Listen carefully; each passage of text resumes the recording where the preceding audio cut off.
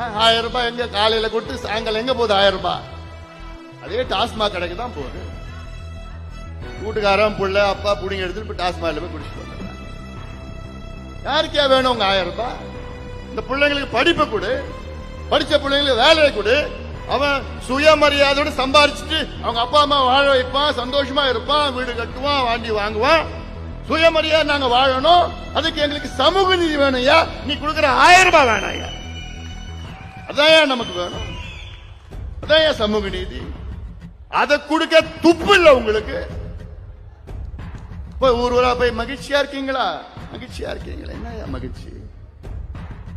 நாசப்படுத்திட்டானுங்க, நாசமா போச்சு தமிழ்நாடு.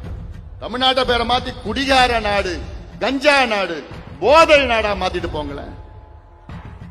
எங்க பார்த்தாலும் கஞ்சா போதை, கஞ்சா போதை. இது காவல்துறைக்கு தெரியாம ஒண்ணுமே கிடையாது, தெரிஞ்சுதான் நடக்குது.